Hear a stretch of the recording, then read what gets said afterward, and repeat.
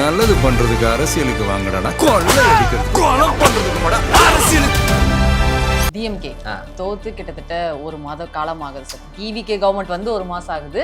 DMK வந்து தோத்து கரெக்டா ஒரு மாசம் ஆகுது. 30 நாளை தொட்டுட்டாங்க. ஆமா, ஆக்கப்பூர்வமான எதிர்கட்சியா அவங்க செயல்பட்டாங்களா அப்படிங்கிற மாதிரி இதான் கேள்வி. இப்போ இல்லை, முதல்ல வந்து அவங்க எதிர்கட்சியா இருக்கிறதுக்கே அவங்களுக்கு விருப்பம் இல்லை. டிவிகே வந்து ஆளும் கட்சி, நம்ம எதிர்கட்சியா சீ அப்படின்னு சொல்லி ராத்திரியா எல்லாம் மாறி போச்சு. என்னடா அது அப்படின்னு, இந்த அசையாத மரம் ஒன்று விழுந்தது கீழேன்னு நம்மளை இந்த கலாய்க்கிறானுங்களே அப்படின்னு சொல்லி அதை அவங்களால அக்செப்ட் பண்ணிக்க முடியும். நான் என்ன சொல்றேன், அதை அக்செப்ட் பண்ணிட்டு அடுத்த விஷயத்துக்கு போக ஆரம்பிக்கும். அது இன்னும் போகலை. ஸோ ஒரு எதிர்கட்சியாக அவங்க எப்படி செயல்படுறான்னு பார்த்தீங்கன்னா, எனக்கு தெரிஞ்சு வந்து ரொம்ப அவங்க 2016 21 வரைக்கும் இருந்ததுலேருந்து ஒரு 1% 2% கூட இந்த தடவை அவங்க இன்னும் பண்ணவே ஆரம்பிக்கல அவங்க வேலையை தான் நான் நினைக்கிறேன். இந்த 10 விஷயத்தை திமுக பண்ணுச்சுன்னா அடிச்சு சொல்றேன், திமுக 2031 என்ன 29லயே 40க்கு 40 மீண்டும் ஜெயிப்பாங்க. போகலாம் மாட்டாங்க. ஆளுங்கட்சி இருக்கும் போதே தாவேகாவை தாண்டி 2029ல திமுக ஜெயிக்கும். இது வந்து திமுகவுக்கு நம்ம சேனல் வழியாக நம்ம கொடுக்குற ஒரு சீக்ரெட் ஃபார்முலா.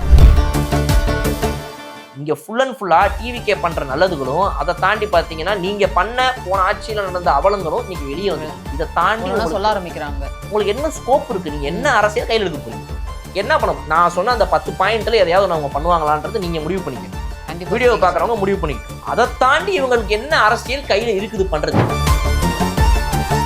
இதை விட திமுகவுக்கு எதிர்கட்சியாக செயல்படுறது பல வேலைகள். அது எல்லாத்தையும் விட்டுட்டு இப்படி இவங்க இருந்தாங்கன்னா இவங்களும் இப்படிதான் இருப்பாங்க, கட்சியும் இப்படிதான் இருக்கும், இந்த கட்சி தொண்டர்களும் இப்படிதான் இருப்பாங்க. அடுத்த ஒரு 5 வருஷத்துக்கு இப்படியே ஓட்டிக்கிட்டு ஒண்ணுமே உருப்படாம.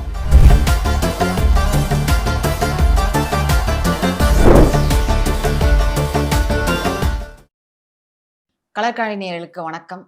வணக்கம். ஓ, நான் நார்மலா சார். டிஎம்கே வந்து என்னங்க சிரிக்கிறீங்க, எனக்கு புரியவே இல்லைங்க. எப்படி உங்களுக்குலாம் சிரிப்பு இருக்கு? தமிழ்நாடுடைய சட்ட ஒழுங்கு இன்னைக்கு வந்து கேள்வி அந்த மாதிரி சார். அதனால இல்ல, சிரிப்பா சிரிக்குதுங்க சட்ட ஒழுங்கு. அந்த மாதிரி நிலைமையில எப்படிங்க உங்களுக்குலாம் சிரிப்பு வருது? எவ்வளவு மோசமா இருக்கு தெரியுமா தமிழ்நாடோட நிலைமை? எவ்வளவு மோசமா இருக்கு அப்படின்னு யார் சொல்றா? டிஎம்கே சொல்றாங்க, மக்கள் சொல்றாங்க. இல்ல சார், அவங்கதான் ட்விட்டா போட்டு கதறாங்க. அது எல்லா ட்வீட்டுக்கும் ரிப்ளை வேற வந்துருது. ஆமா, எல்லா கொடுத்துறாங்க. டிவிக்கு இருந்து கொடுத்துறாங்க, இல்ல மக்களே கொடுத்துறாங்க. என்னடா ஏஐ வீடியோலாம் எடுத்து போட்டுட்டு இருக்கீங்க பைத்தியக்காரங்களான்னு திட்டி விட்டுறாங்க. அந்த மாதிரி ஏதாவது ஒரு ஜோக் நடந்துச்சு. சொல்லுங்க. அவங்க வந்து டிஎம்கே தோத்து கிட்டத்தட்ட ஒரு மாத காலம் ஆகுது சார். டிவிகே கவர்மெண்ட் வந்து ஒரு மாசம் ஆகுது. டிஎம்கே வந்து தோத்து கரெக்டா ஒரு மாசம் ஆகுது. 30 நாளை தொட்டுட்டாங்க. ஆமா, ஆக்கப்பூர்வமான எதிர்கட்சியா அவங்க செயல்பட்டாங்களா அப்படிங்கிற மாதிரி இதான் கேள்வி. Nice good question. இப்ப இதுக்கு நான் இதுக்கு என்ன சொல்றது, இல்ல முதல்ல வந்து அவங்க எதிர்கட்சியா இருக்கிறதுக்கே அவங்களுக்கு விருப்பம் இல்லை. அவங்களோட ஃபர்ஸ்ட் இன்டென்ஷனே என்னவா இருந்துச்சு அப்படின்னா, நம்ம ஆட்சிக்கு வரணும், அதாவது வந்து அதிமுகவை வர விட்டு நம்ம வந்து பேக் ஹேண்ட்ல இருந்து ஒர்க் பண்ணுவோன்ற ரேஞ்சுக்கு அவங்க போனாங்க. அவங்க எதிர்கட்சி மைண்ட் செட்லயே இல்ல. டிவிகே வந்து ஆளும் கட்சி, நம்ம எதிர்கட்சியா சீ அப்படின்னு சொல்லி ஒரு மீம் பார்த்தேன் சார். என்னது இது எப்படி இருக்குன்னு தெரியல, அஃபென்சிவா இருக்கும். முதல்ல சில பேருக்கு அஃபென்சிவா இருக்கும். டிவிகே வந்து ஜெயிச்சிருச்சு, அவங்க பெரும்பான்மையை காட்டிட்டாங்க அப்படின்னோடனே பசங்க படத்துல இருந்து ஒரு சீன் எடுத்து போட்டுருந்தாங்க சார். அவங்க அம்மா வந்து அடி வாங்கிட்டு வருவான் அந்த குட்டி பையன். அவன் வந்து நெஞ்செல்லாம் வந்து அமுத்தி விட்டுட்டு இருப்பாங்க. அவன் வந்து இது பேசுறான், அவன் எப்படி அங்க உட்காரான அதை பார்க்க முடியுமா, ஏமா இப்படி பண்றேன்ட்டு அதை உதயநிதியாகவும் அதை துர்கா ஸ்டாலின் அவர்களும் சொல்லி ஒரு நான் அது பார்த்தேன். நீங்க அது பாத்தீங்களா? நான் என்ன பார்த்தேன் நேத்து வந்து இப்ப இந்த 1 month ஆஃப் டிஎம்கே தோல்விக்கு அப்புறமா இப்போ ஒன்று வந்துச்சு. என்னன்னா வந்து மே 4ஆம் தேதி அப்படின்னு சொல்லி போட்டு இந்த ஓகே திரைப்படத்துல வந்து நம்மளுடைய உதய அவர்கள் வந்துட்டு உள்ள போய் ரூமை பூட்டிப்பாரு. அவங்க அம்மா வந்து ஐயோ என் புள்ள அப்படின்னு போட்டு அந்த அங்க இருந்து அப்படின்னு வருவாரு. டேய் பார்த்தா இங்க வந்து பாருடா கதவே திறக்க மாட்டேங்கிறான் அப்படின்னு சொல்லி. அந்த மாதிரி யாருக்கு சார் கால் பண்றாங்க? யாருக்கு கால் பண்றாங்க எனக்கு தெரியல. அது நீங்க முடிவு பண்ணிக்கோங்க. யாருக்கு கால் பண்ணா, யாரு வந்து பார்த்து, யாரு கதவை உடச்சிட்டு போய் பார்த்தா, அதெல்லாம் நீங்க டிசைட் பண்ணிக்கோங்க. ஸோ அந்த மாதிரிலாம் நிறைய வந்துட்டு இருக்கு. ஸோ இப்போ நான் என்ன சொல்றேன், 1 month ஆஃப் டிவிகேன்றதை பத்தி நம்ம இன்னைக்கு தான் ஒரு வீடியோ போட்டோம். அது நிறைய பேர் பார்த்துட்டு இருப்பாங்க. நம்ம இதை கொஞ்ச நாளுக்கு முன்னாடியே ரெக்கார்ட் பண்ணி வச்சிருந்தோன்றனால அதை விட அந்த ஒரு வார காலத்திலே பாத்தீங்க அப்படின்னா நம்ம இன்னும் கொஞ்சம் லேட்டா, ஏன்னா நமக்கு அந்த பண்ணி அதை எடிட் பண்ணி அழகா டைமுக்கு போட்டுருணுன்ற இன்டென்ஷன் கொஞ்சம் முன்னாடியே பண்ணிட்டோம். பட் ஆனா வந்து எனக்கு இப்போ தோணுதுச்சு, அது இன்னொரு 4-5 நாள் கழிச்சு பண்ணியிருந்தோம்னா இன்னும் நிறைய விஷயங்கள் நிறைய நம்ம அதில் விஷயம் ஆட் பண்ணி இருந்திருக்கலாம் போல இருக்குது அப்படின்ற மாதிரி இருக்கும் நமக்கு. அந்த மாதிரி இருக்கு. இதே இந்த சைடு வந்து பாத்தீங்கன்னா டிஎம்கேவுடைய 1 month ஆஃப் இந்த மார்னிங் எப்படி இருக்குதுன்னு பாத்தீங்கன்னா வந்து துக்கம் விசாரிக்கிறது சொல்லுவாங்கல்ல, அந்த அந்த மார்னிங் அப்படின்றது வந்து எப்பவுமே எங்க எப்படி இருக்கும் அப்படின்னா வந்து ஒரு மிகப்பெரிய ஒரு, அதாவது உலகின் மிகப்பெரிய ஒரு சாம்ராஜ்யத்தை கட்டி ஆண்ட ஒருத்தருடைய துக்கமா இருந்தா கூட 16வது நாளாவது அது முடிஞ்சிடும், அடுத்த வேலைக்கு போயிருவாங்க. அந்த 16 நாளுக்குள்ளே இப்ப இருக்கிற இந்த காலகட்டத்துக்கு நீங்க பாத்தீங்க அப்படின்னா வந்துட்டு எல்லாருமே வந்துட்டு நம்ம ஆபீஸ்ல கூட இப்ப இங்க நம்ம பின்னாடி உட்காந்துட்டு இருக்காங்க ஒருத்தங்க, அவங்க எல்லாம் பாத்தீங்கன்னா அவசர அவசரமா சொந்தக்காரங்க எல்லாம் வராங்கன்னு சொல்லிட்டு 16வது நாள் காரியமே 6வது நாள் 5வது நாள் வச்சு முடிச்சுட்டாங்க. என்னையா பாரு 16வது வேலையை பார்ப்போம் அப்படின்னு சொல்லிட்டு வேலையை போய் பார்ப்போம். இந்த கிளவி போனதுல நமக்கு என்ன இருக்கு சொல்லு? கிளவி போனது போன கிளவிதான். அதுக்கப்புறம் அந்த கிளவியை நம்ம காப்பாத்தி என்ன பண்ண வரோம்? ஒன்றும் பண்ண போதில்லை. அடுத்த வேலையை பார்ப்போம். ஆஃபீஸ் இருக்கு, லீவு போட்டு சொந்தக்காரங்கன்னா ஊருந்து வந்திருக்கிறானுங்க, சனி ஞாயிறா பார்த்து முடிச்சு விட்டு போவாங்கன்னா இப்போ பல வீடுகள்ல குடும்பங்கள்ல உண்மையா தான் நடந்துட்டு இருக்கு. ஆமா. ஆனா டிஎம்கே மட்டும் இன்னும் 1 மாசம் ஆகியும் காரியம் முடியாம கதறிக்கிட்டு இருக்காங்க, அழுதுகிட்டு இருக்காங்க. இன்னும் வந்து அந்த விரிச்ச தலைமுடியை சொல்லுவாங்கல்ல, அந்த இளவு வீட்டுல எல்லாம் வந்துட்டு தலைமுடியை விரிச்சு போட்டு உட்காந்துப்பாங்க. இன்னும் அந்த முடியை கட்டின மாதிரி தெரியல, ஒப்பாரி நின்ன மாதிரி தெரியல. இது என்ன சொல்றதுன்னே நீங்க வந்து யார சொல்றீங்க அப்படின்னு தெரியுது சார். கொளத்தூர்ல வந்து ஒருத்தர் வந்து அழுதுருக்காரு. யாரா வேணா இருக்கட்டுங்க, ஓவராலா சொல்றேன். நான் தனிப்பட்டு ஒரு நபரெல்லாம் நான் பேசுறேன். திமுகன்ற அந்த ஓவரால் கட்சியவே நீங்க பாத்தீங்கன்னா தலைவன் எவ்வழியோ மக்கள் அவ்வழி. இப்போ அவரே வந்துட்டு எனக்கு என்னமோ இப்பதான் தோண ஆரம்பிக்குது. ஆக்சுவலா இதுக்கு முன்னாடிதான் சில பேர் சொன்னப்போ எனக்கு அது அவ்வளவா நான் அது கவனிக்கல. பட் எனக்கு இப்ப நிஜமாவே தோணுது இங்க பிரச்சனையே திரு ஸ்டாலின் அவர்கள் தானோ அப்படின்னு. ஏன்னா ஒரு தலைவன் வந்து அந்த இடத்துல அதை வழி நடத்தணும்ல. இப்ப நீங்க சீமான் அவர்கள் எடுத்துக்கோங்க, அவர் வந்து ஒரு பேட் எக்ஸாம்பிள் தான் சில விஷயங்கள்ல. இந்த மாதிரி நம்ம வந்து 2029 திரும்ப நிப்போம், 25 வருஷம் கழிச்சுதான் மக்கள் நம்மளை ஏத்துப்பாங்க, அது எனக்கு தெரியும். தேடுவாங்க கண்டிப்பா. 25 வருஷம் கழிச்சு நீ என்ன தேடுவா, அன்னைக்கு நான் இருக்க மாட்டேன்ன்றாரு அவர். அப்படி சொல்லிட்டு 2029 நம்ம நிப்போம் அப்படின்றாரு. என்னங்க எனக்கு புரியலங்க, இது என்னங்க அரசியல்னு கேட்டா, திரள் நிதி கொடுக்கறதுக்கு ஆளுங்க நிக்கிறானுங்க, நம்ம அதுக்காக எலெக்ஷன்ல நிக்காமலாம் இருக்க முடியாது, நின்றுகிட்டே இருப்போம், ஜெயிக்கிறப்ப ஜெயிப்போன்றாரு. பட் ஆனா அவருடைய அந்த கிரிட்டிசிசம்லாம் இப்போ நீங்க ரீசெண்ட் வீடியோஸ்லாம் பாத்தீங்க அப்படின்னா விஜய் அவர்களை கிரிட்டிசைஸ் பண்றாரு. பட் வந்துட்டு நீங்க இதனாலதான் ஜெயிச்சிங்க, நீங்க அதனாலதான் ஜெயிச்சிங்க, இல்லைன்னா நாங்க வந்திருப்போம், நாங்க இப்படி பண்ணிருப்போம் அப்படி பண்ணிருப்போம்னு அந்த அழுகுனி ஆட்டம்லாம் ஆடல. கிரிட்டிசைஸ் பண்றாரு விஜய் அவர்களை, அதுவே வந்து மொக்கையாதான் இருக்கும் அவரோட கிரிட்டிசைசம்லாம், அது வந்து நம்ம தனியா பேசுவோம். பட் ஆனா அவர் அட்லீஸ்ட் அடுத்த கட்டத்துக்கு போயிட்டாருன்ற. ஆனா திமுக அடுத்த கட்டத்துக்கு போக முடியல, அவங்க மனசு அதை ஏற்கல. ஏன்னா மீண்டும் திமுக ஆட்சிக்கு வந்துரும்ன்ற ஒரு மிகப்பெரிய நம்பிக்கை தமிழ்நாடு முழுக்க இவங்க கிரியேட் பண்ணி வச்சிருந்தாங்க. இவங்களுடைய மீடியா மூலமாகவும், இவங்க ஜேர்னலிஸ்டுங்க மூலமாகவும், நடுநிலையாளர்கள், பத்திரிகையாளர்கள், சமூக ஊடகவியலாளர்கள், இவங்களெல்லாம் வச்சு ஒரு மிகப்பெரிய பின்பத்தை வந்து கிரியேட் பண்ணி வச்சிருந்தாங்க. அப்ப அது வந்து திடீர்னு உடையுது, ராத்திரியோட ராத்திரியா எல்லாம் மாறி போச்சு, என்னடா அது அப்படின்னு, இந்த அசையாத மரம் ஒன்று விழுந்தது கீழேன்னு நம்மள இந்த கலாய்க்கிறானுங்களே அப்படின்னு சொல்லி அதை அவங்களால அக்செப்ட் பண்ணிக்க முடியல. பட் நான் என்ன சொல்றேன், அதை அக்செப்ட் பண்ணிட்டு அடுத்த விஷயத்துக்கு போக ஆரம்பிக்கணும். அது இன்னும் போகல. ஸோ ஒரு எதிர்கட்சியா அவங்க எப்படி செயல்படுறாங்கன்னு பார்த்தீங்கன்னா எனக்கு தெரிஞ்சு வந்து ரொம்ப அவங்க 2016 21 வரைக்கும் இருந்ததுல இருந்து ஒரு 1% 2% கூட இந்த தடவை அவங்க இன்னும் பண்ணவே ஆரம்பிக்கல அவங்க வேலையை தான் நான் நினைக்கிறேன்.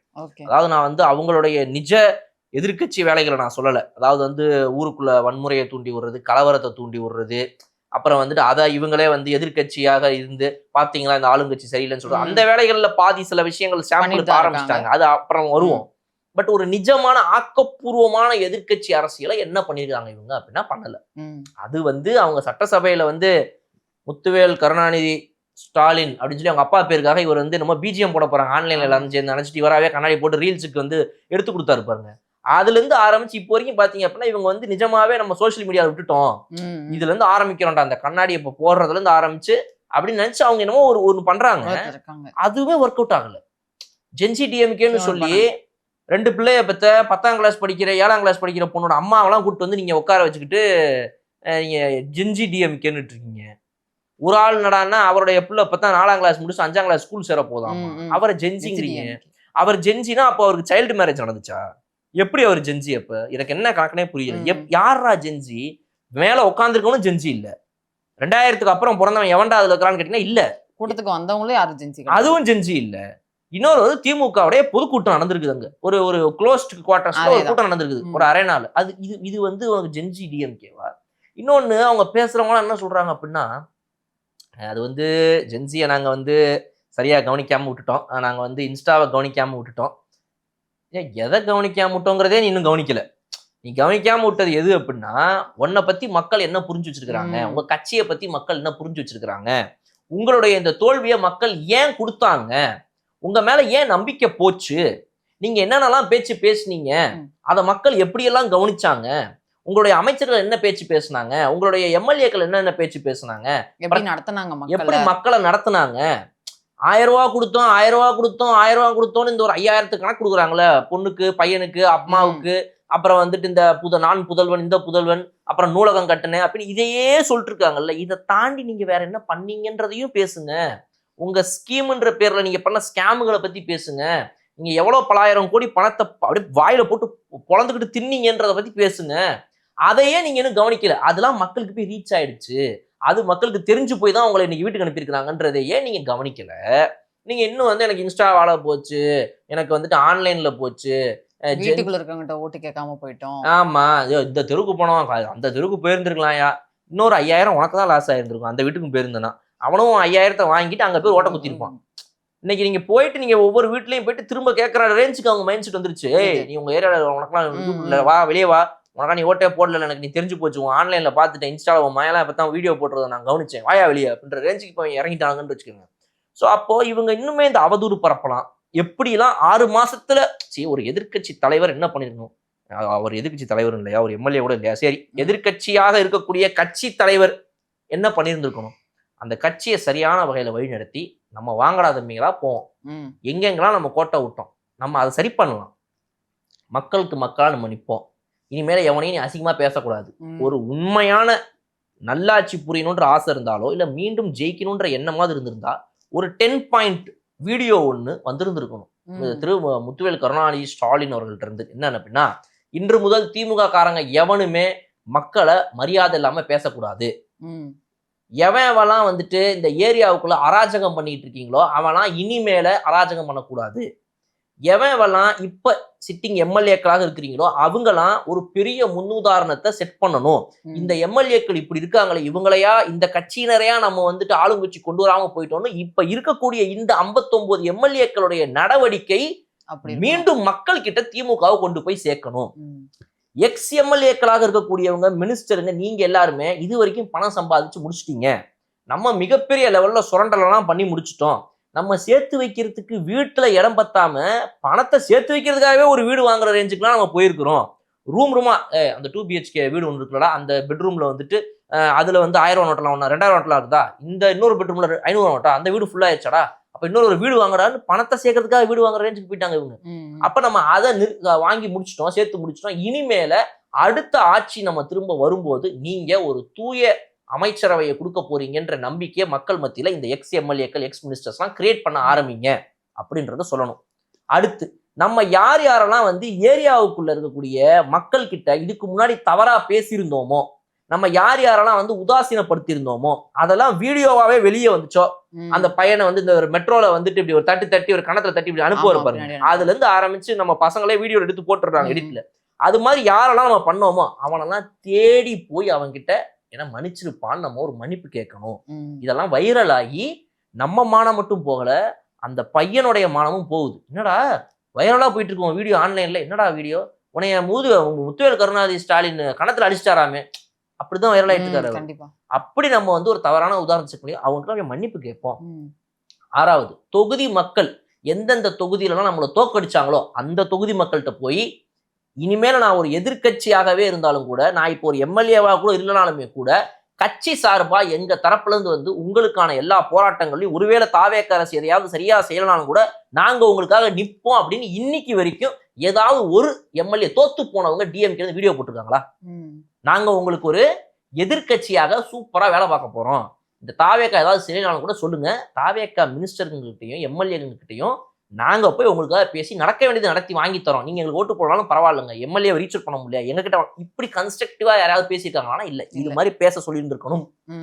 7வது மிக முக்கியமான விஷயம், நம்ம இதுக்கு முன்னாடி நாட்டு மக்கள் கிட்ட இருந்து சுரண்டி பல கோடி ரூபாயை வெளியே ஒதுக்கி வச்சு பதுக்கி வச்சிருக்கிறோம் தெரியுமா, அந்த பணம் இனிமே நமக்கு வேண்டாம், அந்த பணத்தை நம்ம ஒரு அனாதை ஆசிரமத்துக்கு எழுதி வச்சிருவோம், சினிமா படம் ஸ்டைல்லே வருவோம் வாங்க, நம்ம வந்து மக்களுக்கு எழுதி வச்சிருவோம், நாளைக்கு ஒரு அறிவிப்பு வருதுதான் இல்ல நிஜமா திமுக திரும்ப வரணும்னா இதெல்லாம் பண்ணணும் போடி இல்லைன்னா முடியாது.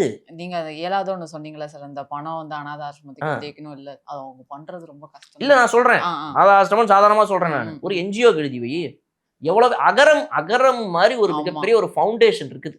அவங்கலாம் இன்னுமே சில பேர்கிட்ட இந்த அமௌண்ட் வாங்கணுமா கூடாதா, நம்மளே பண்ணிடலாம், நம்ம சம்பாதிக்கிற பணத்துல இருந்தே வாங்கிடலாம், எதுக்குன்னு யோசிக்கிற மாதிரி அவரை மாதிரி ஒரு 100 பேர் இருக்கிறாங்க. இங்கெல்லாம் வந்து சூர்யா அவர்கள்லாம் வந்துட்டு அவர்லாம் எலெக்ஷன்ல போட்டிட்டு ஒரு அமைச்சராக தான் ஆகணும், முதலமைச்சராக தான் ஆகணும்னு அவசியமே கிடையாது.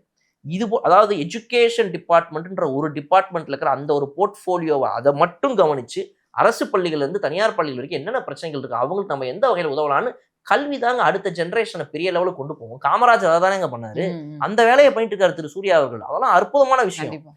அது போன்றவர்களுக்குலாம் உங்க பணத்தை எழுதி கொடுத்துருங்கடா. நம்ம கிட்ட ஒவ்வொருத்தர்கிட்டையும் 100 கோடி 200 கோடி மினிமமா வச்சுக்கிறாங்க. 50 கோடி 60 கோடிலாம் கவுன்சிலர்ல இருக்கிற ரேஞ்சுக்குலாம் வச்சுக்கிறாங்க. எம்எல்ஏக்கள்லாம் 100+, மினிஸ்டர்ஸ்லாம் 1000+. நம்ம இதெல்லாம் வச்சு என்ன பண்ண போறோம்?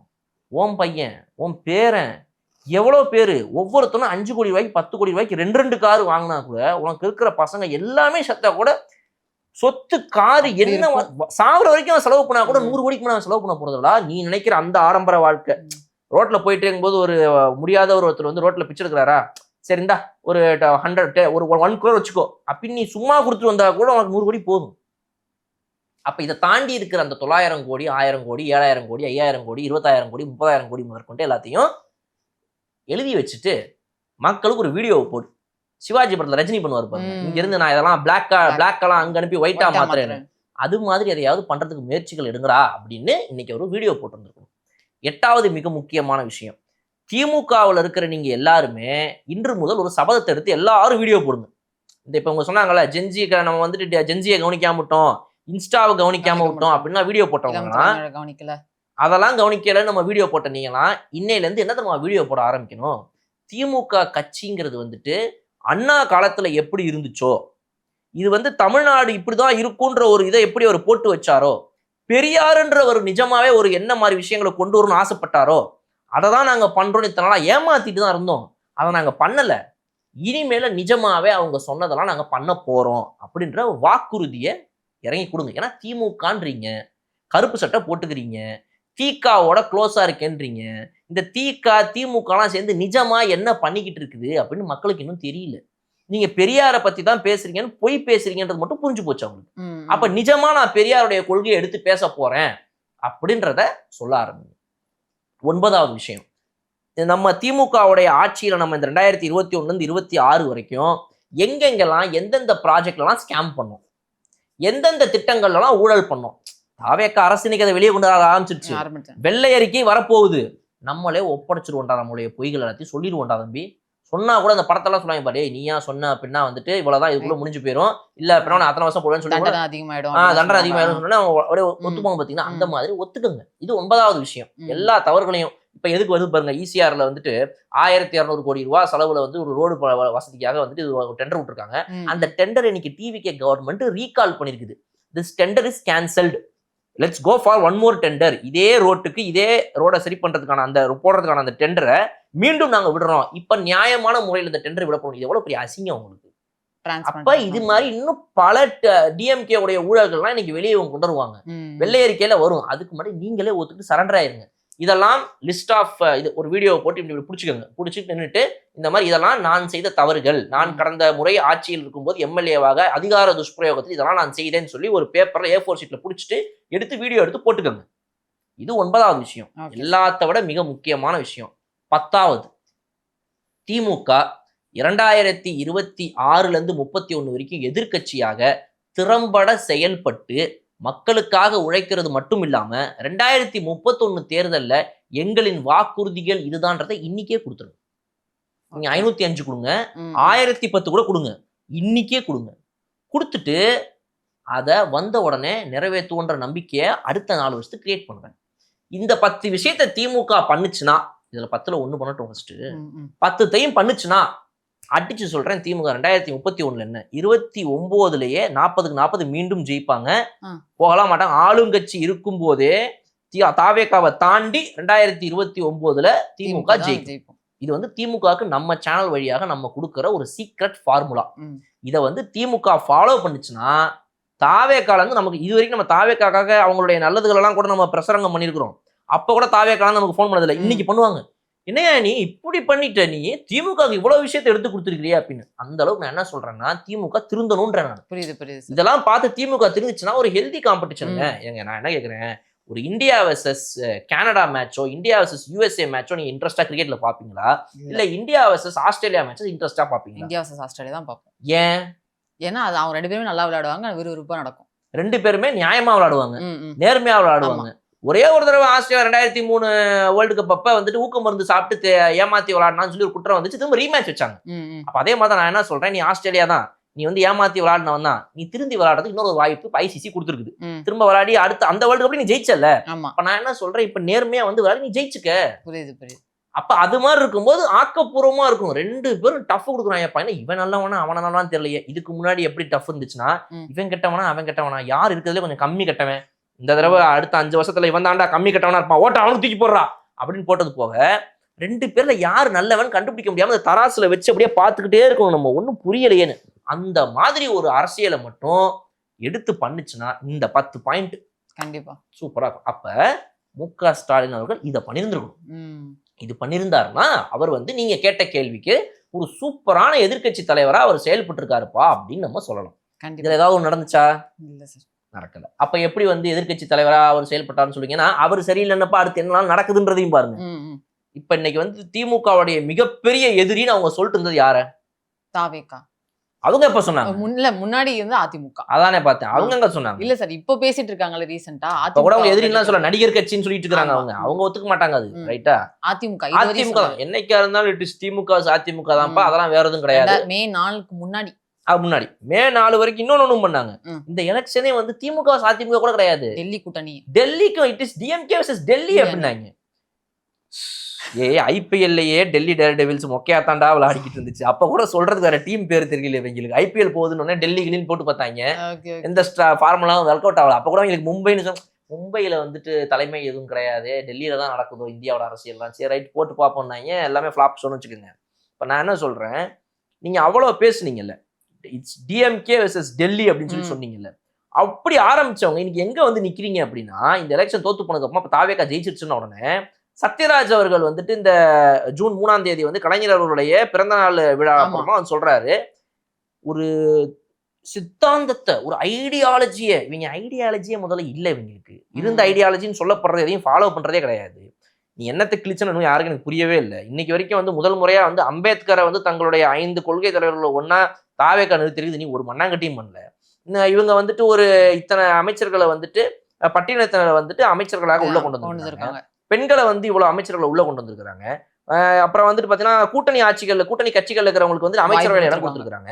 இது எதையுமே நீ பண்ணல. நீ என்ன சமத்துவத்தை பத்தி பேசுற, நீ என்ன கொள்கையை பத்தி பேசுற, நீ தெரியவே இல்லை, புரியவே இல்லை. ஃபர்ஸ்ட் அது திமுக இதனால பண்ணதுன்னு அவர் நம்புறாரு சார், நம்புறாரு. சத்யராஜ் அவர்கள் வந்துட்டு தான் உயிர் மூச்சு இருக்கிற வரைக்கும் தான் ஒரு திமுகன்றதை சொல்லிட்டு அந்த கருப்பு சட்டையை போட்டு சுத்திட்டு இருக்காரு. அவருடைய ஒரு நம்பிக்கையா இருந்துட்டு போட்டோம். பட் மக்கள் அதை நம்புறது நிறுத்திட்டாங்கன்றது அவருக்கு புரியல. அப்போ அவர் என்ன சொல்றாருன்னா, ஒரு ஐடியாலஜி பேஸ்டா இருக்கக்கூடிய வகையில பார்த்தா கூட திமுகவுக்கு நீ ஓட்டு போடலை அப்படின்னா நீங்க எல்லாம் என்ன பண்ணியிருந்திருக்கணும்? திமுகவுக்கு டைரக்ட் ஆப்போசிட் ஐடியாலஜில இருக்கக்கூடிய ஆர்எஸ்எஸ் பாஜகவுக்காவது நீ ஓட்டு போட்டிருந்திருந்தா அப்படின்றாரு. எதுன்னு புரியல. இதுக்கு போடணும் அதுக்காவது போட்டிருந்துருக்கணுமா? ஆனா தாவேக்கு மட்டும் போட்டிருக்க கூடாது. பிஜேபிக்கு வந்துட்டு கேம்பெயின் பண்ற அளவுக்கு அவங்களுடைய எண்ணம் வந்துருச்சு இன்னைக்கு. அப்போ உங்களுக்கு தாவேக்க ஜெயிக்க கூடாது, பிஜேபி ஜெயிச்சிருந்தா கூட பரவாயில்லன்னு நீங்க சொல்றீங்கன்னா அப்போ உங்களுக்கு தாவேக ஜெயிக்கவே கூடாதுன்றது ஒண்ணு. 2வது உங்களுக்கு பிஜேபி ஜெயிச்சிருக்கணும் அப்படின்னு இருந்திருக்குது உள்ளுக்குள்ள. நீங்க இல்ல அப்படின்னா நெக்ஸ்ட் பிஜேபி. அப்போ உங்க இன்டர்னல் பாலிடிக்ஸா இது என்ன கதை எனக்கு புரியவே. இவ்வளோ இதுவா இறங்கி போவாங்களா அவங்கன்னு எனக்கு தெரியல. அப்ப பேசுறவங்க எல்லாரும் பாருங்க, இவர் ஒருத்தர் பேசினாரு 6 மாசத்துல இது கவிழ்ந்துரும் அப்படின்னு. அதே மாதிரி 6 மாசத்துக்கு கவிழ்ந்துருமாட்டா அப்படிறா இப்படிறான்ட்டு இந்த டிஎம்கேடைய சொம்புங்கள்லாம் கீழே அப்படியே பேசிக்கிட்டு இருந்தாங்க. அப்புறம் இவர் என்ன சொன்னாரு, இந்த மாதிரி வந்து தாவேக்காவுடைய அரசுல வந்துட்டு இது சரியில்லை அது சரியில்லை அப்படின்னு பேசுறதை தாண்டி சும்மா ஒரு மேம்போக்கா பேசுற மாதிரியே ஏதோ வம்பிழுத்துக்கிட்டு இருந்தாரு. மரியாதை கொடுக்காம சட்டம் பண்ணாம பேசுவோம். அதே தான் இந்த கூட்டணி அந்த கட்சியில கீழே இருக்கிறவங்களும் ஃபாலோ பண்றாங்க. யாருமே இன்னும் ஒரு சீரியஸா ஆக்கப்பூர்வமா நீங்க பண்ண இந்த விஷயத்துல இது சரியில்லை அந்த விஷயத்துல அது சரியில்லை அப்படின்னு கூட ஆரம்பிக்கல. அந்த இதுவே பாத்தீங்கன்னா அந்த அவர் வந்து இந்த பண்டிட்டோடைய மேட்டரா இருக்கட்டும், ஆமா சார். அப்புறம் வந்து அந்த சிஎம் துண்டுன்னு சொல்லிட்டு அந்த டவல் ஒண்ணு போட்டுருக்கதா இருக்கட்டும், இதெல்லாம் மற்றவங்க பேசி அதனால இவங்க பண்ண நடவடிக்கை. அதை கூட எதிர்க்கட்சியா இவங்க பண்ணி தான் பண்ணல. இந்த பண்டிட் மேட்டர்ல கூட டிஎம்கே எதிர்க்கட்சியா ஒன்னும் பெரிய குரல் எல்லாம் கொடுத்து அதனாலலாம் அதை மாத்தவே இல்லை ஆக்சுவலா அவங்க. சோ இந்த அளவுக்கு தான் டிஎம்கே உடைய இந்த எதிர்க்கட்சின்ற ஒரு செயல்பாடே இருந்திருக்கு. நிஜமா சொல்லணும் அப்படின்னா இப்ப அவங்க வந்து எதிர்க்கட்சியா இருக்கிறத விட அதையும் விட்டுட்டு உங்க வீட்டுல போய் அமைதியா உட்காந்துக்கலாம், காதை அடைச்சிக்கலாம், டிவியை பார்க்காம கண்ணை மூடிக்கலாம், போன்லாம் பார்க்காம இருக்கலாம், யாராவது பேசுனாங்கன்னா பதில் பேசாம வாயை முடிக்கலாம். ஸோ இந்த வாயும் கண்ணும் காதும் அவங்க மூடிக்கிற ஒரு 5 வருஷம் டைம் தான் இந்த எதிர்க்கட்சிக்கு. ஏன்னா ஒவ்வொன்றா வெளியே வருது. கண்டிப்பா மே 5ஆம் தேதி ஆரம்பிச்சது. 5ஆம் தேதியில இருந்து, நான் 4ஆம் தேதி நைட்டே ஆரம்பிச்சுருக்கேன். 4ஆம் தேதியில இருந்து இவங்க அதிமுகவோட சேர தயாராயிட்டாங்கன்ற செய்தி வந்துச்சு வெளியே. எடப்பாடி 49 சீட்டு ஜெயிச்ச எடப்பாடியை சிஎம் ஆக்கள் ரெடி ஆனாங்கன்ற நியூஸ் வந்துச்சு. அப்புறம் திருமாவர்களை இவங்க 2 பேரும் சேர்ந்து சிஎம் ஆகலாங்கன்ற ட்ரை பண்ணாங்கன்ற செய்தி வந்து அது திரும்ப வந்துட்டு, அதை நான் இப்படி சொல்ல முடியாது ஓப்பனா, திரும்ப வந்துட்டு முடியாதரா அப்படின்னு சொல்லாம, முடியாதுங்க அது எப்படிங்க முடியும், கரெக்ட் கிடையாதுங்க அதெல்லாம் திருமாவர்கள் சொல்லிட்டாரு, முடியாதுங்க வேண்டாங்க அப்படின்னு சொல்லி. ஸோ அப்போ அந்த அளவுக்கு வந்துட்டு இவங்களுடைய எதிர்க்கட்சின்ற வேலை அங்கேருந்தே ஆரம்பிச்சிருக்குது. இன்னைக்கு வந்து அவங்க எங்கெங்கெல்லாம் ஊழல் பண்ணாங்க, எத்தனை இடத்துல சிஎம் ஃபண்டு பார்ட்டி ஃபண்டு வாங்கினாங்க, எத்தனை இடத்துல வந்து இவங்க 15% வாங்கிட்டாங்க, எந்தெந்த துறைகளில் வந்து 35% கமிஷன் வாங்கினாங்க, இந்த 15% கமிஷன்ல 10% வந்துட்டு மினிஸ்டருக்கு, 4% எம்எல்ஏக்கு, 1% வந்துட்டு கவுன்சிலருக்கு. இதெல்லாம் சொல்றது யாரு? இவங்க கூட இத்தனை நாளா ஒப்பந்ததாரர்களாக இருந்தவங்க, இத்தனை நாளாவும் இப்போவும் கரண்டா அக்ரிமெண்ட் படி கவர்மெண்டோட டைஅப்ல இருக்கிற இந்த ஒப்பந்ததாரர்கள், கான்ட்ராக்டர்ஸ், இவங்களோட இன்னைக்கு வரைக்கும் ஒப்பந்ததாரர்களாக இருக்கக்கூடிய இவங்க இதுக்கு முன்னாடி ஒரு ஆட்சியை எதிர்த்து வந்து பேசுனதே கிடையாது. ஒரு ஆளுங்கட்சியை பத்தி அவங்க பண்ணதையோ ஒரு எதிர்கட்சி பண்ணதையோ இப்படிலாம் வெளியே வந்து சொன்னதே கிடையாது.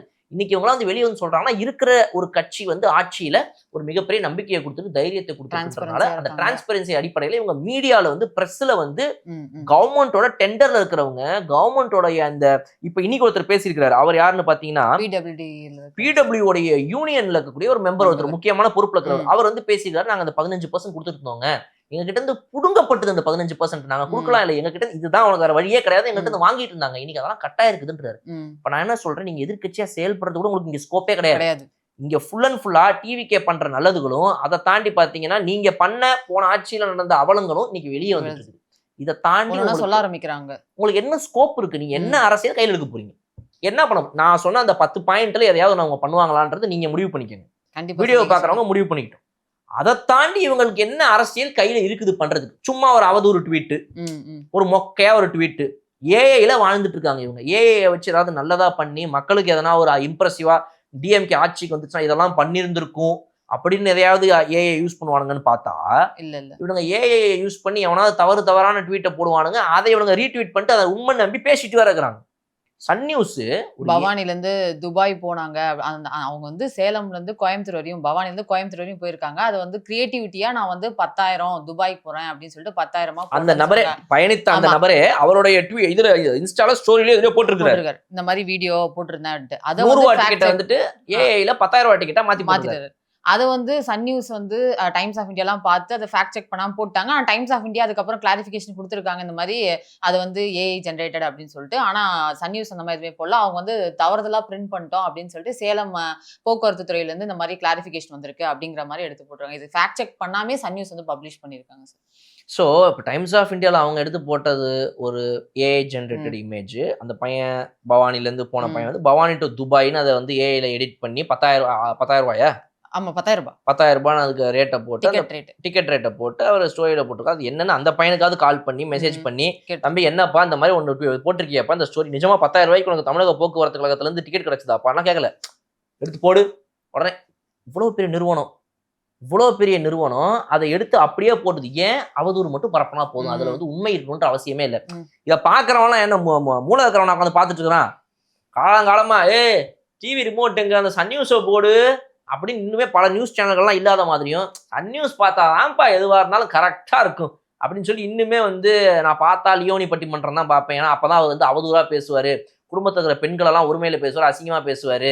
அப்போதான் வந்து எனக்கு வந்து உள்ளுக்குள்ளே இருக்கிற என்னுடைய அந்த அந்த ஒரு ஊப்பிக்கான பிளட்டு ஊறும் பிளட்டாக மாறி அப்படியே வெளியே வந்து எனக்கு மாசாக இருக்கும் அப்படின்னு சொல்லி அந்த தாட்டில் இருக்கிறவங்க தான் அந்த சன் நியூஸ் உட்காந்து பார்த்துட்டு இருப்பாங்க.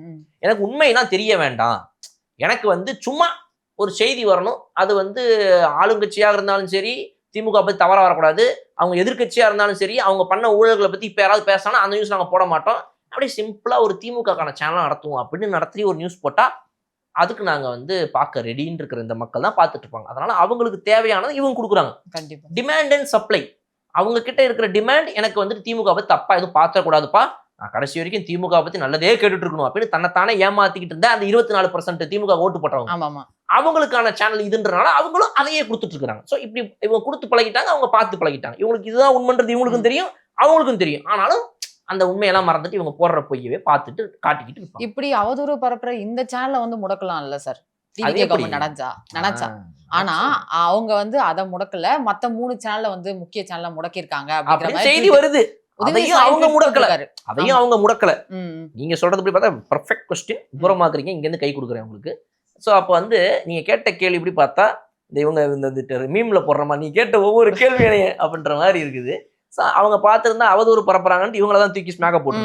பட் ஆனா நடந்த விஷயம் இங்க என்ன அப்படின்னா வந்து பாலிமரா இருக்கட்டும், நியூஸ் 18 இருக்கட்டும், இன்னொருத்தவங்க யாரு, பாலிமர், தமிழ் ஜனம் இந்த 3 சேனல்களுமே பாத்தீங்க அப்படின்னா அவங்க கிட்டே போனை போட்டு கேட்டா கூட இப்ப இல்ல, நீ உங்ககிட்ட இன்டர்வியூக்கு வந்தவங்கல இருந்து ஆரம்பிச்சு யாரா இருந்தாலுமே தாவே கலந்து நீங்க கேள்வி கேட்டா உடனே அதுக்கு பதில் சொல்லிடுறாங்க. ஸோ அப்ப அவங்க என்ன சொல்றாங்க அப்படின்னா, நாங்க போனை போட்டு கேட்கறவங்க எங்க தரப்புல இருந்து அமைச்சரே இப்ப பேட்டி என்ன கொடுத்துருக்காரு ராஜ்மோகன் அவர்கள், நீங்க எந்த நியூஸ் சேனல்லாம் வந்து பேசிட்டு இருக்கீங்களோ, எந்த நியூஸ் சேனல்லாம் பிரச்சனைன்னு சொல்றீங்களோ அந்த நியூஸ் சேனல்களுடைய ஹெட்டுங்க கிட்ட நான் போன்ல நேர்ல பேசிட்டேங்க, விஷயத்த சொல்லியாச்சுங்க. அவங்க கிட்ட நீங்க கேட்டாலும் அவங்க எதுவும் சொல்ல போறது இல்லைங்க. ஏன்னா அவங்களுக்கும் தெரியும் இது வந்து முடக்கலாம் படல, நம்பர் மாறிடுது. 36ல வர வேண்டிய சேனல் வந்து 8ல வருது, ஃப்ரண்ட்ல வர வேண்டிய சேனல் 8, 4ன்னு வர வேண்டிய சேனல்லாம் பின்னாடி தள்ளப்படுது லிஸ்ட்டுக்கு. அந்த லிஸ்ட்ல இருக்கிற பின்னாடி இருக்கிற அப்புறம் சரி செய்யப்பட்டு முன்னாடி வருது. இவ்வளவுதான் நடக்குதே தவிர இந்த டெக்னிக்கல் கிளிச்சை தாண்டி இதுல வேற எந்த பிரச்சனையும் இல்லை அப்படின்றத அவர் சொல்றாரு. நான் என்ன கேட்கிறேன், புதிய தலைமுறை தொடர்ந்து 5 நாட்கள் 7 நாட்கள் வரைக்கும் முடக்கவே பட்டிருந்துச்சு. கேபிள்லே வரல. பல சிட்டிஸ்ல அந்த சைட்ல அரசு கேபிள்ல வரவே இல்லைன்ற நியூஸ் வந்துச்சு. அத நியூஸா எடுத்து எல்லா சேனல்கள்லயும் போட்டாங்க. அந்த புதிய தலைமுறையே ஆமா எங்களுடைய சேனல் சில இடங்கள்ல வரல, டெக்னிக்கல் கிளிச்சு போல இருக்குது, என்னன்னு எங்களுக்கே தெரியலன்ற ரேஞ்சுக்கு தான் அவங்க ஒரு ஸ்டாண்ட்ல இருந்தாங்க. கம்ப்ளீட்டா இது வந்து அரசு எங்களை ஏதோ முடக்குதுன்ற ரேஞ்சு அவங்க வந்து ஓப்பன் டிக்ளரே பண்ணல. இன்னைக்கு நீங்க ஒரு ஆளுங்கட்சியாக இருக்கக்கூடிய அமைச்சரை, அந்த துறை சார்ந்த அமைச்சரை கேள்வி கேட்க முடியும், நேர்ல போய் கேள்வி கேட்டு அதுக்கான பதிலையும் வாங்க முடியுது. அவங்க உங்க இது கிட்ட பேசிட்டேன்னு சொல்றாங்க, அங்க எதுவுமே நடக்கவே இல்லை. இது என்ன, இது எங்கேயாவது கம்பேர் பண்ண முடியுமா? நீங்க நடக்காத ஒண்ணு சில மணி நேரங்கள் வராம போகுது. ஒரு 4 நாட்களாக தொடர்ந்து ஒரு சேனல் பாத்தீங்க அப்படின்னா நம்பர் பின்தள்ளப்பட்டது, இன்னும் முன்னுக்கு கொண்டு வரப்படல, சேனல் ஓடிட்டு தான் இருக்குது. அதை ஒரு டெக்னிக்கல் கிளிச்சால நாங்க சரி பண்ண முடியல, எங்க டீம் ஒர்க் பண்ணிட்டு இருக்குதுன்னு அமைச்சர் சொல்றாரு. சேனல் ஓனர்ஸ் நாங்க பேசிட்டோங்க அப்படின்னு சொல்றாங்க. ஆனா அன்னைக்கு ஒரு குறிப்பிட்ட சேனல் ஒரு குறிப்பிட்ட ஒரு விஷயத்துல, இந்த கரூர் சம்பவத்துல ஒரு சின்ன ஸ்டாண்ட் எடுத்ததுக்காக அந்த சேனலையே முடக்கப்பட்டு 5 நாள் 6 நாள் வரவே இல்லை. ப்ரொட்டஸ்ட் நடந்து மீடியால இருந்து, யூடியூப்ல இருந்து, பிரஸ்ல இருந்து அன்னைக்கு டிஎம்கேவுக்கு எதிராக இதுவே கொடுத்தாங்க. அவங்க என்னங்க இப்படி பண்ணிருக்கீங்கன்னு சொல்லி அத்தனை பேர் அங்க வந்துட்டு அந்த இதுக்கு வந்தாங்க, இந்த ப்ரொட்டஸ்ட்டுக்கு. அப்படி ப்ரொட்டஸ்ட்லாம் செய்யப்பட்டு இறுதியாக அந்த பிரச்சனை முடிக்கப்பட்டுச்சு. அதுக்கு வரைக்கும் அன்னைக்கு எங்கேயாவது ஒரு நாளாவது வந்து அன்றைய அமைச்சர், துறை அமைச்சராக இருந்தவர்கிட்ட நேர்ல போய் உங்களால கேட்க முடிஞ்சுதா, கேள்வி பதில் வாங்க முடிஞ்சுதா, நேர்ல சந்திக்கவாது முடிஞ்சுதா? முதல்ல இல்லையே. அப்ப அது எங்க? ஒண்ணுமே இல்லாத ஒரு விஷயத்துக்கு கூட இன்னைக்கு அமைச்சர் பதில் சொல்றது எங்க? சோ இதுதான் கம்பேரிசன். இதை நீங்க கம்பேர் பண்ண முடியாத ஒரு கம்பேரிசன். இது எனக்கு சொல்றது போட்டிருக்காரு, இந்த மாதிரி இதுக்கு விளக்கம் அளிக்கணும் அப்படின்ற மாதிரி அவர் ட்வீட் போட்டிருக்காரு. யாரு? உதயநிதி ஸ்டாலின். அவர்கிட்ட நீங்க கொடுத்தீங்க அப்படின்னா அந்த சன் நியூஸ்ல ஒரு ஃபேக்கா ஒரு 10,000 ரூபாய் டோக்கன் வந்துச்சுல, அதை கூட அவருக்கு ஃபேக்ட் செக் பண்ண மாட்டார். அதை கூட விட்டீங்கன்னா அவர் ட்வீட்ல போட்டுட்டு இதற்கு விளக்கம் தருமா போக்குவரத்து துறை அப்படின்னு சொல்லி போட்டிருப்பாரு. அவங்களுக்கு தேவை வந்து சும்மா டைம் பாஸ் அரசியல் பண்றாங்க. they have already made enough money, பணமும் சம்பாதிச்சாச்சு. ஆனா வந்ததே அவங்க அதுக்கு தானே, மக்கள் சேவை செய்யறது கிடையாது. அது ஒரு தொழிலா, பிசினஸ். அவங்களுக்கு ஒரு ஜஸ்ட் என்னப்பா பண்றேன், நான் பிசினஸ் பண்றேன். என்ன பிசினஸ்? பாலிடிக்ஸ். என்னடா இது எனக்கு புரியுது, இப்படி ஒரு பிசினஸ் எல்லாம் இருக்குதா அப்படின்ற மாதிரி வந்து அதுல பல ஆயிரம் கோடி பணத்தை பார்த்துக்கிட்டு இருந்தாங்க. இன்னைக்கு வந்து அதுக்கான தேவையே அவங்களுக்கு இல்லைன்றதையும் உணர ஆரம்பிச்சிட்டாங்க. எனக்கு என்னமோ தோணுது. ஓகே, இனிமேல் நமக்கு இதுல வேலை கிடையாதுடா, அவ்வளவுதான். நம்மளோட ஃபுல் ஸ்டோரி எக்ஸ்போஸ் பண்ணிட்டானுங்க. இனிமே நம்ம பண்ண வேண்டியதுக்கு இங்க வரேன், எதிர்கட்சியா திமுக ஆவடி, அம்பத்தூர், அரும்பாக்கம், மேடவாக்கம் இந்த மாதிரி சில ஏரியாக்கள்ல பாத்தீங்க அப்படின்னா வந்து சில நாட்களாக வந்து பவர் கட் அதிகமா இருக்குது. ஆமா, போராட்டம்லாம் பண்ணாங்க, நிறைய பேர் ப்ரொடெஸ்ட்லாம் நடந்துச்சு. உண்மையாவே பாதிக்கப்பட்ட மக்கள் என்னங்க ஏரியால கரண்ட் இல்லை, இந்த டிவிகே டிஎம்கே அதெல்லாம் எனக்கு தேவை கிடையாது, ஏன் ஏரியால கரண்ட் வரல, ஏன் வரல அப்படின்னு கொதித்து தெருவுக்கு வந்த மக்கள் இருக்காங்க. கண்டிப்பா. சில பேர் ஏரியாவில் வந்து இவர் யாரு, இவர் எந்த கட்சியை சேர்ந்தவர் அப்படின்றது முதற்கொண்டு எல்லாருக்கும் தெரிஞ்ச சில பேர் நல்லா பவுடர்லாம் அடிச்சுக்கிட்டு, கழுத்து வரைக்கும் பவுடர் அடிச்சுக்கிட்டு, கஞ்சி சட்டை போட்டுக்கிட்டு, நல்லா முகத்துக்கும் நல்லா பல பலன்னு ஃப்ரெஷ்ஷாக வந்து போலீஸ் ஸ்டேஷன்ல இறங்கி, யோ என் ஏரியாவில் கரண்டே இல்லை, என்ன நினச்சிட்டு நீ அப்படின்னு சொல்லி கரெக்டாக பக்கத்தில், இந்த ஆங்கிள் தெரியாதா, எனக்கு இந்த ஆங்கிள் தான் நல்லா இருக்கும் அப்படின்னு இந்த ஆங்கிள் திருப்பி விட்டு, இப்போ தெரியுதா, ஓகே ரைட் போகலாம், ஒன் மோர் சார் இப்போ மறுபடியும் முதல்ல ரேஞ்சுக்கு இவங்க கிட்டத்தட்ட இன்ஸ்டாக் ரீல்ஸ் எடுத்துட்டு இருக்காங்க.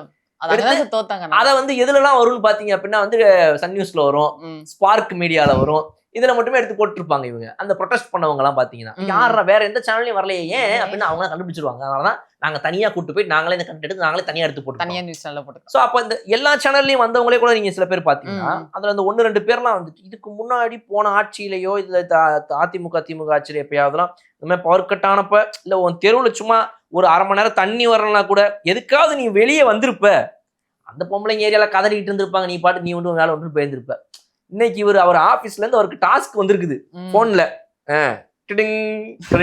உடனே சரி போயிட்டு வந்துருவா, சாருக்கு ஒரு வேலை வந்துருச்சு போயிட்டு வந்துடுறா கடையை பாத்துக்கங்க அப்படின்னு கிளம்பிடுவாரு. எங்கடா அப்படின்னு பாத்தீங்கன்னா உனக்கு கொடுக்கப்பட்ட டாஸ்க் வந்து இந்த ஸ்டேஷன், அங்க இன்ஸ்பெக்டர் ஆல்ரெடி நம்ம வந்து ஓரளவுக்கு லைட்டா முன்னாடியே அந்த ஏட்டுக்கிட்டலாம் வச்சு போட்டு வச்சாச்சு, இருந்தாலும் அவர் இதெல்லாம் ஒத்துக்க முடியாதுன்றாரு, ஆட்சி மாறிடுச்சா சும்மா என்னைய தூக்கிடுவாங்க இன்ஸ்பெக்டர் சொல்லிட்டாரு. ஸோ இன்ஸ்பெக்டர் கிட்ட கோஆபரேஷன் இருக்காது, இருந்தாலும் நீ உன் டாஸ்க் வந்து எங்கேயாவது அங்கே போய் டைட்டா அலப்பறைய பண்ணிக்க, போகும்போது முடிஞ்ச அளவுக்கு 2 ஆங்கிள் கேமராமேனை கூட்டு போய்க்க, செலவை நாங்கள் பார்த்துக்கிறோம், amount will be credited is credited already அப்படின்னு சொல்லி போட்டு வந்துடும். இதுக்காக போய் போலீஸ் ஸ்டேஷன்ல சண்டை போட்டுட்டு வீடியோ எடுத்து போட்டுட்டாங்க. இதுதான் நடக்குது. இது பத்தாது, சரி ஓகேயா ரைட்டு, நீங்க தான் போயிட்டு ப்ரொடெஸ்ட்லாம் பண்றீங்க ரைட், நான் என்ன சொல்றேன், பணம் கொடுத்து செலவு பண்ணி பண்ணாலும் கூட அது திமுகவுடைய ஸ்டைல், அதை பண்றாங்கன்னு ஒத்துக்கலாம்.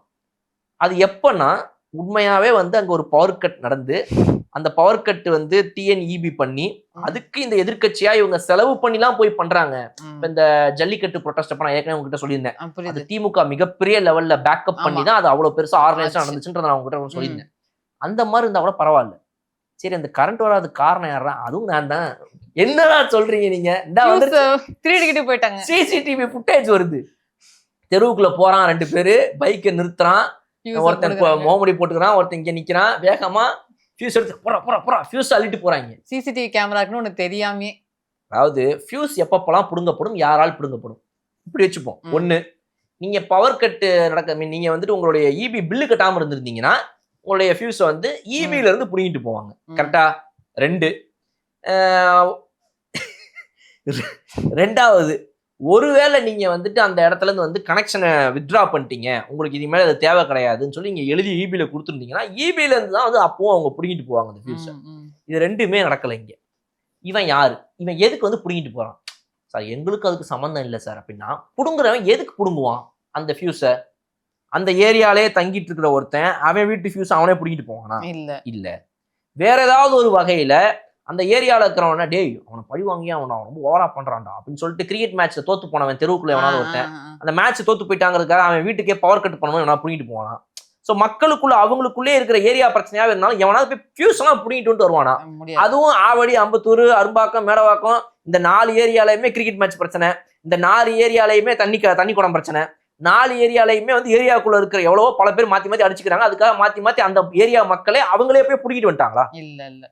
What is the motive behind act? ஒரு கிரிமினல் ஆக்ட் நீங்க பாத்தீங்கன்னாலே ஒரு அட்வொகேட்டோ ஒரு போலீஸோ எப்படி அதை ஆராய்வாங்க? ஒரு சம்பவம் நடந்திருக்குன்னா அதன் மோட்டிவ் என்ன, உங்களுடைய நோக்கம் என்ன, அந்த நோக்கத்தை வச்சுதான் நீங்க வந்து அதை நல்ல நோக்கத்துல பண்ணிருக்கீங்களா கெட்ட நோக்கத்தை பண்ணீங்கன்னா ஒரு விஷயத்த ஆராய ஆரம்பிக்கும் போலீஸ். அப்ப இதுல இதை புடுங்கிறதுக்கு அவனுக்கு என்ன நோக்கம் இருக்கணும்? ஒரே நோக்கம் தான் அவனுக்கு இருக்கணும். அவனுக்கு கொடுக்கப்பட்ட டாஸ்க், அவனுக்கு ஜிபேல வந்த அமௌண்ட், இதுக்காக அவன் போய் அதை புடுங்கிருந்தா மட்டும்தான் இந்த மாதிரி ஏரியாவுக்கு ஏரியா இபில எடுத்து போட்டோவே போடுறாங்க.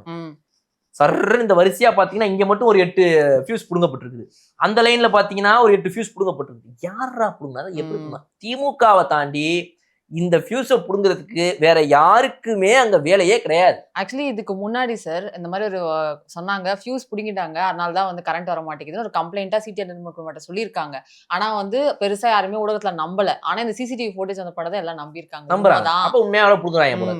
இல்ல இப்படி வச்சுக்கலாமா, தாவேக அரசு திமுக மீது ஒரு அவதூறு பரப்புறதுக்காக அவங்களுக்கு கெட்ட பேரை வர வைக்கிறதுக்காக எப்படி 59 சீட்டு மட்டுமே ஜெயிச்சு ஆல்ரெடி ஒண்ணும் இல்லாம போன கட்சியாக இருக்கக்கூடிய திமுகவை மேலும் இன்னும் ஒண்ணும் இல்லாம ஆக்குறதுக்காக தான் ஆட்சியில இருக்கும்போது அவங்களுடைய ஆட்சி மீது ஒரு அவதூறு மக்கள் பரப்பிக்கிட்டு இருக்கிறாங்க, இவ்வளவு பேர் ஏரியால பவர் வரல கரண்ட் வரலன்னு திட்டிக்கிட்டு இருக்கிறாங்கிறதெல்லாம் தாங்கிக்கிட்டு திமுக கெட்ட பேர் வர வைக்கிறதுக்காக தாவேக்காவே வந்து ஆள் வச்சு ஃபியூஸை பிடுங்கி இந்த சிசிடிவி வீடியோவை லீக் பண்ணி திமுக கெட்ட பேர் வர வச்சு அடுத்த காஸ்ட் ஆஃப் வாட் அவங்கள வந்து மக்கள் இப்போ வந்து எங்க வீட்டுல ஏரியால பவர் வரலன்னு திட்டிட்டு இருக்காங்க. இந்த எல்லாத்தையும் தாங்கிக்கிட்டு அவங்க திமுக கெட்ட பேர் வாங்க வைக்கிறதுக்காக தாவேக்காவே பண்ணுது. அப்படி வேணா ஒரு தியரிக்கு போவோமா? ஆனா நிறைய வேலை இருக்குல்ல சார் அவங்களுக்கு, இதெல்லாம் பண்ணிட்டு இருப்பாங்க. அப்போ இதுதான் ஒரு எதிர்க்கட்சியாக இன்னைக்கு திமுக செயல்பட்டுக்கிட்டு இருக்குதுங்கிறத நம்ம இதுல தெரிஞ்சுக்கணும். கண்டிப்பா. இதை விட திமுகக்கு எதிர்க்கட்சியாக செயல்படுறதுக்கு பல வேலைகள் இருக்குது. அது எல்லாத்தையும் விட்டுட்டு இப்படி இவங்க இருந்தாங்கன்னா இவங்களும் இப்படிதான் இருப்பாங்க, கட்சியும் இப்படிதான் இருக்கும், இந்த கட்சி தொண்டர்களும் இப்படிதான் இருப்பாங்க. கடைசி வரைக்கும் ஏஐல போடுற எதையாவது ஒன்று நம்பிக்கிட்டு ரீட்வீட் பண்ணிக்கிட்டு அடுத்த ஒரு 5 வருஷத்துக்கு இப்படியே ஓட்டிக்கிட்டு ஒண்ணுமே உருப்படாம போயிடும். இதுதான் திமுகவுடைய எதிர்க்கட்சி செயல்பாடு. நீங்க சொன்ன விஷயம் எல்லாமே வந்து டிஎம்கே கன்சிடர் பண்ணுவாங்க அப்படின்னு நினைக்கிறேன். கண்டிப்பா பண்ணுவாங்க.